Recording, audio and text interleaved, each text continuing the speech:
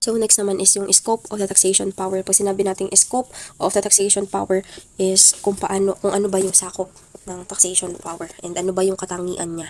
So, pag sinabi po natin taxation, dyan nga po yung sinabi ko kanina na comprehensive siya kasi kahit ano pong object ay pwede pong i-tax na sabi nga po natin nakadepende kay gobyerno kung ano man yung gusto niya i-tax. And plenary daw siya. Pag sinabi natin plenary, ito po yung complete po siya in a way na meron tayong tax laws and meron tayong mechanism kung paano po i-implement yung mga tax laws na yan. So, tandaan mo, complete siya. Meron siyang process.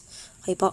Na hindi lang siya basta batas. Nandyan din yung kung ano yung mga gagawin para ma-implement po yung batas na in-impose. Next is unlimited siya. So, yung taxation po is unlimited. Nakalagay naman yan sa may table natin kanina. Pero sabi ko nga po, ang unlimited po, somehow unlimited siya na nakadepende sa government needs pero hindi po siya absolute. Yan nakalagay naman, hindi siya absolute. Bakit hindi siya absolute? Kasi po merong ini-impose na inherent limitations or may limitations na ini-impose yung constitution. Ito nga yung constitutional limitation. Okay po? Then supreme daw siya kasi po ang taxation nakadepende po sa necessity ng gobyerno ng pondo. So sabi po natin ang taxation po is mandatory. So regardless kung ayaw sa gusto mo, kailangan mo magbayad ng tax, supreme siya. Basta kailangan ng gobyerno, kailangan mo pong bayaran. Okay po? Nabanggit naman na din po yung limitation. So, i-discuss na natin yung limitations of the taxation power. So, meron tayo ditong dalawang limitation, yung inherent limitation sa constitutional limitation. So, again, inherent limitations po, inherent lang. Pag sinabi natin inherent lang, principles lang siya. Yan, nakita nyo sa notes ko, principles lang siya. Hindi talaga siya batas. Unlike po sa may constitutional limitations, nakasaad po siya sa may constitution natin. Alam naman po natin na ang constitution, siya po ang fundamental laws of the land.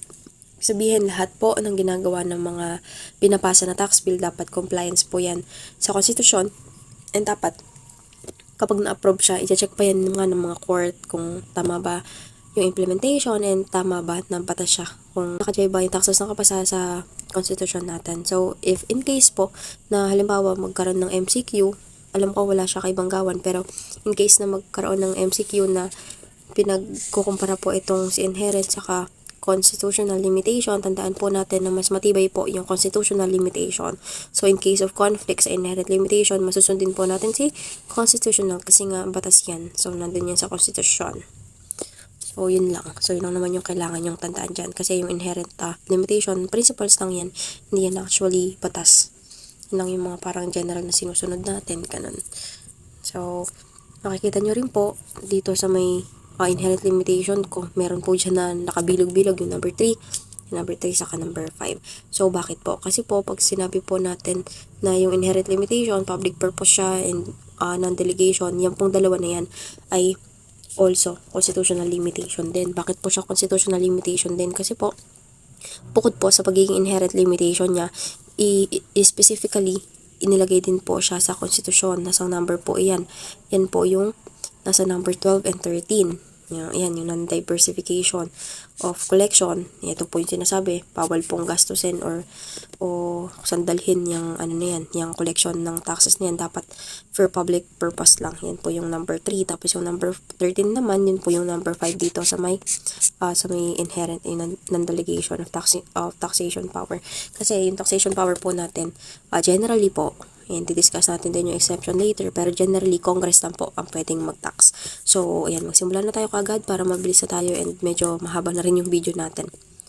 So, magsimula na tayo kagad. Number 1 sa inherent limitation natin is territoriality. Pag sinabi po nating territoriality, ito lang naman, yung i-tax mo lang daw kung ano lang yung nasa Philippine territory. Ganun lang siya kasimple.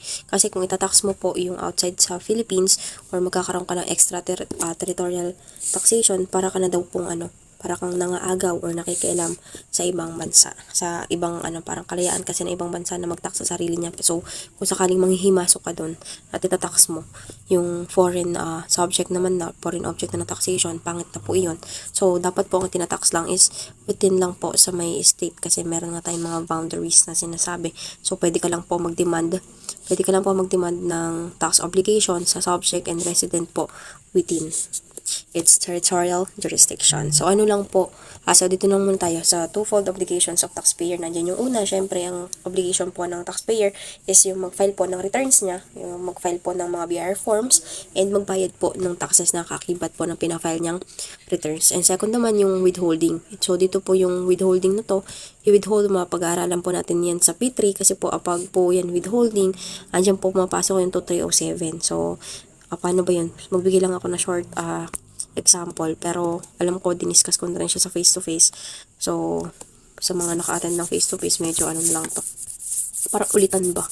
So yung ano po yung withholding na sinasabi doon. So tandaan nyo lang po muna for now, ang general rule po natin kapag sinabi po nating withholding, nag-apply po ito sa mga top withholding agent. So ganito po kasi yun, kapag po top withholding agent ka or TWA, required ka po generally mag-withhold po ng 1% kapag po goods, yan, pag po goods, and 2% kapag po services. Yan, basta ko nang buuin, yan, basta services. Then, kung sakali naman na nantuwa ka, ibig sabihin hindi ka top withholding agent, ang required mo lang po na i-withhold usually ay yung mga 5% ng rentals, yan, yung rentals, yung 5% or 5% to 10% po ng professional fee kapag po individual, or 10% to to 15% kapag po professional fees naman po ng corporation. Ganyan. So pag-aaralan naman natin yan in the future, pero ganito nga kasi yun. So halimbawa, bumili ka. Halimbawa, meron kang customer and merong buyer. So itong si pangat naman ng si nalang buyer. Si buyer bumili po kay seller ng halagang 100 pesos. So yung halagang 100 pesos na yan, kung halimbawa top withholding agent po si buyer, ito po yung sinasabi na kailangan niya mag-withhold. So itong si buyer, yung 100 pesos na yan, halimbawa po is wag na lang natin siyang gawing ba taxpayer para hindi na magulo. Pag kasi ba taxpayer siya, yung 100 na yan is ina-assume po natin na inclusive ng VAT kung silent po. So yung halimbawa kung ba taxpayer siya, divide mo pa yan sa 1.12, tapos saka mo palang makukuha yung net amount, saka may multiply sa 1% or 2%. Pero para nga po hindi na tayo hindi tayo masyadong maging complex, assume na lang natin na halimbawa hindi siya pa taxpayer. So yung 100 na yan ipabayad po ni buyer. Yung 100 po, hindi po siya automatically ibabayad niya ng 100 lahat. Kapag po top withholding agent ka, ang gawin mo pong pagbabayad kay seller is yung 99 pesos, and saan po mapupunta yung 1 peso? Yung 1 peso po, ito po yung naka-BIR form 2307. Ito po yung sinasabi ko na proof of withholding, na kung saan pag nagbayad ka po kay seller, ang ibibigay mo po sa kanya is yung 99 pesos na cash, tapos yung 2307 na naka-indicate po doon yung na may withhold ka na 1 peso. Okay, yung 1 peso. Kaya parang in substance din, 100 pa rin naman yung binayad mo. Yan, 100 pa rin naman yan. Talaga lang may withhold. Okay lang naman. Ganun lang naman siya. May withholding na requirements. Tapos, tandaan po pala natin, sorry, nabura ko na. Yung po na yun, yung 2307, yung 2307 na yan, i-claim yan po as advance remittance po ng tax ng winidholdan. So, sa kwento po natin, ang winidholdan po ay si seller ng piso. So, yung piso po na yan is as if niremit po ni buyer kay seller. So, i-discuss pa naman natin yan sa P3. Pero, yan lang yung short background. So, may withholding na sinasabi. Tapos, kung sakaling, iipunin ni seller lahat ng 2307 niya.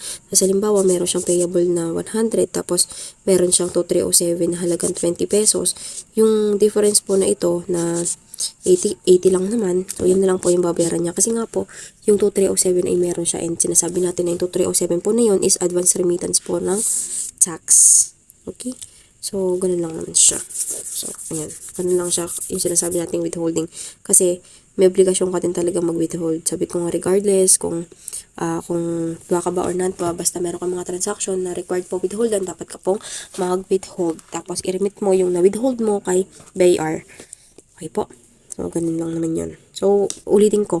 Yung withhold po na 1 peso, kailangan pong i-remit yun ni buyer. Tapos, ang ibibigay lang ni buyer kay seller ay yung 2307. So, bahala na si buyer na mag-remit ng withhold niya, and si seller naman, bahala na siyang mag-claim kung ano man yung na-withhold sa kanya. Okay po.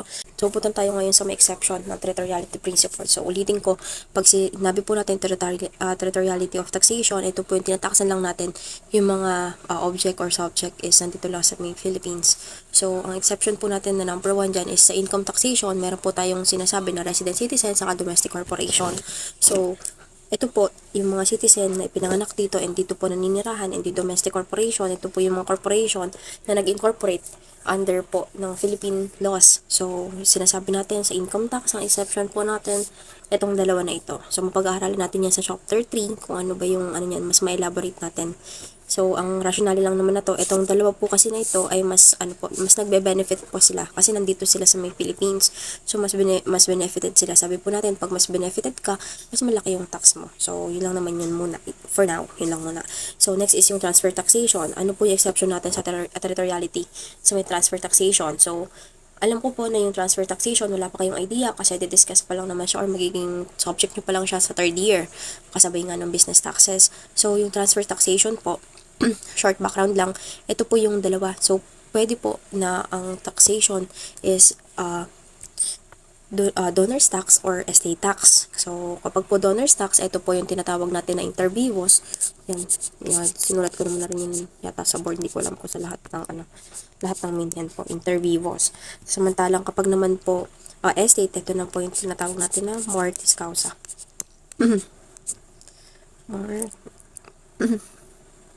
Yan, basta mortis causa. Yung difference po nito, yung inter vivos or yung donor's tax, ito po yung kapag buhay pa siya. So, yan, pag buhay pa yung isang taong nagdo-donate, yun po inter vivos. Kapag naman po sinabi nating mortis causa, ito po yung sinasabi natin na namayapa na po, nagpunta na sa heaven yung magdo-donate. So, si donor na patay, yun po yung tinatawag natin na dissident. Yun po yung estate tax. Kapag naman po buhay pa siya, siya yung donor, inter vivos po yun, pagpatayin na mortis causa. Yun po yung transfers na sinasabi dyan. So, ano po yung exception dyan? So, sabi po dito, ang exception po natin is kapag daw po resident ka saka or citizen ka. So, dito sa may income tax, kailangan daw citizen ka and kailangan resident ka at the same time. So, dito po sa transfer taxation, inote lang po natin na basta resident ka, regardless ng nationality mo, taxable ka po kapag nagkaroon ka ng transfer within or outside the Philippines. And kapag citizen ka, so pag citizen ka, kumbaga meron kasi tayong mga requirements para masabing citizen ka. Isa nga dyan yung dito ka pinanganak sa Philippines, yung nanay mo, ganito, ganyan. So yun, marami tayong requirements or madami tayong mga possible na trait para masabi na citizen ka. So for now, pag citizen, yun nga dito ka pinanganak sa Philippines. So basta may citizenship ka na Filipino, taxable ka po sa lahat ng transfer mo within or outside the Philippines. So, dito nga, ang example dito, resident citizen. So, tulad lang naman na to. So, ang kailangan talaga nating elaborate is yung non-resident citizen. Kapag non-resident citizen, hindi ka po nakatira dito, pero citizen ka. So, taxable ka pa rin kasi sabi nga natin, basta citizen ka. And isa pa, yung resident alien. Yung resident alien naman po, kahit na alien siya, taxable ka pa rin. Pag sinabi po nating alien, ito po yung mga foreigners kung tawagin natin. Ito po yung mga non-Filipinos, pero dito po nakatira kasi resident po sila, ibig sabihin residing po sila dito sa Philippines. So, kapag meron po silang transfer ng mga properties na located within or outside the Philippines, taxable po sila. Basta ang requirements lang po kapag pag transfer taxation, resident or citizen dapat. Then, yung third, wala po iyan sa may libro nyo ni Banggawan, pero ito po yung VAT on Digital Services. So, ano po yung VAT on Digital Services? Ito po yung bagong imposition na kung saan nilagyan na po ng VAT yung consumption natin ng digital services kahit po nasa labas pa po. Ayan, kahit outside pa po ng Philippines yung provider. So, para po mas maintindihan natin, magbibigay po ako ng example kung paano po siya. So, so ganito po siya. So, for example, meron akong client, halimbawa si Kumon. O si Kumon po ay ito po yung mga schools na merong mga bata na tinututor, mga tinuturuan. So si Kumon po ay syempre business yan. So gusto niya magpa-promote ng business niya. Magpa-promote siya kay Meta. Yun, lumalabas yung nagpa-promote siya kay Meta, tapos lumalabas yung business niya sa mga syempre sa mga Instagram, yan, sa IG, sa Facebook, ayan, basta mga social media, ganyan. So, tama po na itong kinuha niya na si Meta ay outside ng Philippines, pero yung consumption po ay dito. Ayan, halimbawa, wag na nga lang, bakit pa naman siya mag-drawing. So, halimbawa, ito yung ito yung Philippine territory lang, ganyan lang. So, ito yung PH lang. So, tama po na nasa labas po si Meta, pero taxable po ng VAT yung consumption po ng services ni Meta. Bakit po? Kasi po, pag po sinabi natin VAT, consumption taxes siya. So, kapag consumption taxes ka, kung saan po yung consumption, nandoon po yung tax. Tulad sa Philippines, ano ba yung nangyayari kapag kumuha ka ng advertisement kay Meta? Pag nagpa-advertise ka sa mga social media, ang target niyan is within sa teritoryo ng Philippines. So, kahit po nasa labas po yung provider na si Meta, pero yung consumption is nakukonsume or nagkakaroon po ng advertisement sa may loob ng Philippines, meron po tayong VAT. Kasi ulitin ko po, kapag po VAT, consumption taxes po ito. Okay po, so yun lang naman siya. So, bago to imposition, so kindly note po sa may libro ninyo. So, second naman sa inherent limitation natin is yung International Committee. So, sinasabi lang dito sa International Committee, mas pasimplihin natin na kapag meron tayong usapan o may pinasok na treaties yung Philippines, dapat po sundin natin yan. Kasi bakit po natin kailangan sundin? Kasi po parang mutual courtesy na natin sa may katransak natin na bansa. So, ganito po kasi yon. Sinasabi ng United Nations Convention na kapag po ang isang bansa ay pumasok po sa kasunduan, dapat po ititreat po sila na equal lang. And isipin natin na wala pong bansa na mas powerful kaysa doon sa isa. And kung sakali nga po na may usapan, kailangan po sundin yung usapan. Regardless kung ano man yung race niya, yung religion, culture, economic condition, or military power, kung gaano man siya kalakas. So, lahat po ng sovereignty ay magkakaano lang, kumbaga, magkaka-equal lang sila ng power. So, ano po yung ano niya sa taxation, ano ba yung relevance niya sa taxation. Ganito po kasi yan, kapag po merong conflict sa may treaty saka sa domestic tax laws, ang susundin po natin is yung treaty. So, bakit po yung treaty? For example, si American, sabi, ganito na lang, mag-ano ko ng example, siguro mas maganda siya if isusulat. So, for example, dito sa Philippines, ang tax po natin is 25%. So, meron kang 25% dito sa Philippines, tapos sa may USA naman, meron kang tax na 30% kapag mga tagalabas. Yung parang sinasabi natin na hindi mga Americans, hindi resident or citizen, basta siya, mga alien na non-resident. So, for example, dito sa Philippines, yung mga Americans, itinatax po natin na 25%, tapos yung USA naman, tinatax yung mga Filipinos na nandun sa USA ng 30%. So, yung sinasabi po natin na magandang example is yung reciprocity. So, for example, nagkaroon ng usapan itong dalawang bansa, nag-usap sila na itatax po yung kanilang taxpayer na hindi man exempt pero mas bababaan, halimbawa, bababaan ng 10%. So, halimbawa si USA, halimbawa ito na lang si Philippines, ito muna tayo. Si Philippines, 25% pag tinataksan niya yung mga 25% pag tinataksan niya yung mga foreigners or mga aliens, pero dahil may kasunduan sila ni USA, 15% na lang 15% na lang yung itatax niya. So, yun, sorry na, medyo pagod po ang mystery na dahil nag-deadline na naman kami. So, madaming ginawa. So, sa USA naman, tatax na lang ng 20% yung mga Pilipinas. So, ano yung treaty na sinasabi natin? Meron silang kasunduan and kailangan po nilang sundin kung ano man yung napagkasunduan nila. Sa halip po na domestic tax laws na 25%, ang itax nila, hindi po iyan susundin kasi nga po, meron silang treaties na magkakaroon ng reduction, tapos ito na lang yung magiging tax mo. Yun na lang yung magiging tax rate. So, yun po yung sinasabi natin dito. And also, kailangan nyo rin pong tandaan dito is yung mga government countries, yung mga nila, yung properties dito sa Philippines, dapat po wala pong tax yun. Okay? So, ayan, makikita nyo dito, itong part na to, yung embassies daw, saka foreign government, wala daw po yung tax. Pero, maging detailed po tayo. Yung mga embassies or consular offices ng foreign government, international organization, and non-Filipino staff, exempt po sila sa income tax saka sa real property. So, bakit po? Pati dito may real property kasi usually itong mga emphasis na to, meron to talagang property dito sa Philippines, so i-exempt natin siya. Tapos kung sakali naman daw na foreign government siya or foreign GOCC, example, yung mga agencies, bureaus, instrumentalities, yun po yung mga foreign government, ang exempt lang po sila is yung income tax. Kasi po itong mga foreign GOCCs and foreign government is usually, dahil nga po foreign yan, hindi po typical na meron po sila ditong property sa Philippines, unlike po sa mga embassies na yung sinasabi, naririnig natin sa balita, embahada ng Pilipinas, ganyan, embahada ng USA dito sa Pilipinas, ganyan. Yun po yun. So, again, ang exempt lang po kapag po foreign government or foreign GOCCs, yung mga income tax lang nila. So, yun, baka pala bago lang to sa pandinig nyo, GOCC. Yung GOCC po, pag sinabi po natin GOCC, ito po yung Government-Owned and Controlled Corporation. Ito po yung mga pagmamayari po ng isang gobyerno, na tamang kanya po yun, pero ang purpose po kasi is para kumita or for profit, proprietary purposes siya. So, nagiging taxable po siya. Pero nga, again, uulitin ko po, kapag po sa Philippines, pag po GOCC sa Philippines, ang treatment po natin dyan ay taxable po siya. Kasi nga po sa Philippines siya and GOCC siya. So, para ang purpose niya is kumita. So, kung gusto mong kumita, i-tax mo yan. Kasi nga sa Philippines. Pero kung sakaling halimbawa foreign na na GOCC, tandaan po natin na exempt po siya. So, bakit po exempt? Kasi nga po, meron po tayong sinasabi na International Committee na subject po sa reciprocity ng iba't ibang bansa, kaya exempt po siya. So, somehow somehow unfair, pero ang context po kasi kaya po exempt ang mga foreign kasi nga po merong usapan or kasunduan yung mga bansa. Kaya siya nagiging exempt. So, yun lang naman. And, syempre, kung may mga ganyang kasunduan, kailangan po nating sundin yun. So, bound tayo na i-honor yung kasunduan na yun. So, yun lang naman siya.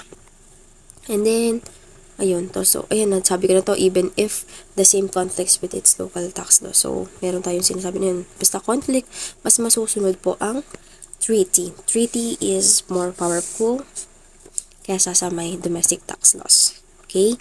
So, yun lang naman po. So, next na tayo dito sa number 3, yung public purpose. Pag sinabi po nating public purpose, kailangan po yung pagkokolekta po natin ng tax is para po sa common good. Para lang po sa public purpose niya. So, sinasabi po natin kanina na ito pong public purpose, absolute siya or walang exception. So, bakit po? Absolute po siya kasi nga po nakalagay po siya sa konstitusyon katulad po ng number 3, sabi na sinabi ko, and number 5, nasa konstitusyon po siya. So, absolute siya na kailangan talagang sundin dahil yan po ang nasa konstitusyon.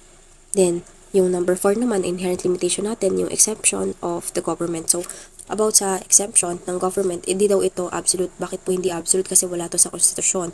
And ang nakalagay po doon na term is should not. Hindi naman po must not. Magkaiba po kasi yun, di ba? Kapag should not, hindi mo na sana. Tapos kapag naman must not, parang mandatory na hindi. Parang hindi talaga. Parang ganun. So, sinasabi lang na hindi siya absolute kasi nga po, wala siya sa konstitusyon and ang sabi lang naman dito, should not tax itself. So, bakit should not tax itself?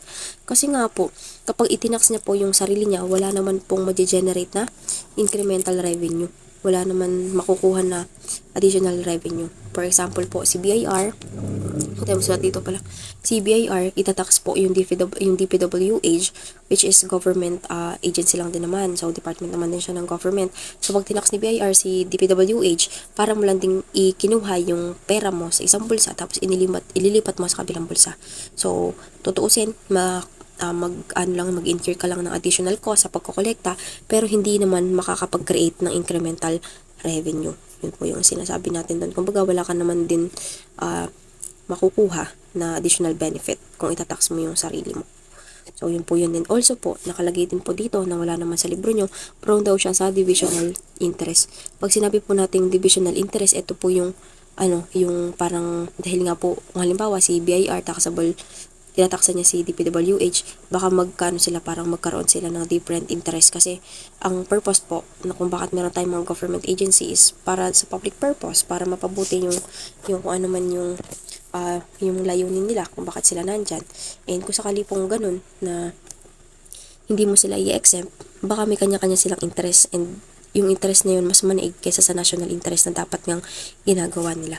So, yun lang naman. So, dito basahin niyo po, under the NIRC, yung government properties and income, mga essential public functions, yung mga government properties and income na ang function po ay essential public functions, hindi po siya taxable. Pero kung sakali po ang income ng government ay from activities or properties na ginawa for profit, yun po yung sinasabi ko na ang intention po is proprietary purpose, yun po yung nagiging subject to tax, including daw po yung mga government-owned and controlled corporations. Ito po yung sinasabi natin ng mga corporations, pagmamayari ng gobyerno, pero hindi, ang purpose niya kasi is kumita, hindi para i-exercise yung government function. So, kung ganun yung purpose niya, hindi nga po para mag-provide ng government function, taxable po siya kasi for profit siya. Okay po? Kapag po Philippine GOCCs, ibig sabihin, pag may-ari po ng Philippines sa GOCCs, taxable po siya kasi for purposes siya na kumita. Kung sakali naman po na foreign government siya, dahil nga foreign government siya, exempt siya. Dahil nga po sa International Committee. So, lastly po, sa may inherent limitation natin is yung non-delegation of the taxing power. So, ganito po kasi yan. Ang pwede lang po kasi mag-impose ng tax is si Congress. Sabi nga po natin, may tatlo tayong branches ng government. So, may kanya-kanya po silang function. And yung function po na yun is dinesignate sa kanila para magkaroon po sila ng independency and syempre para maging separate po sila. So, kapag po kasi separate sila, meron tayong as if nagiging system ng checks and balances na kung saan sila pong tatlo nagbabantayan kung tama ba yung ginagawa ng isa't isa. So, ang general rule po natin sa imposition po ng tax is sa Congress lang po. Kumbaga, legislative lang po. So, ang sinasabi po natin dito is ang general rule, Congress lang. Pero meron tayong tatlong exemptions. So, unang-una dyan is yung sa Constitution nakasaad po na yung LGU pwede rin po siya mag-impose ng tax na idedelegate po kasi ng national sa local yung power to tax. So, itong si LGU, pwede rin niyang exercise yung power to tax na yun na idedelegate sa kanya para somehow makapag-raise ng sarili niyang pondo and masustain po yung fiscal autonomy niya.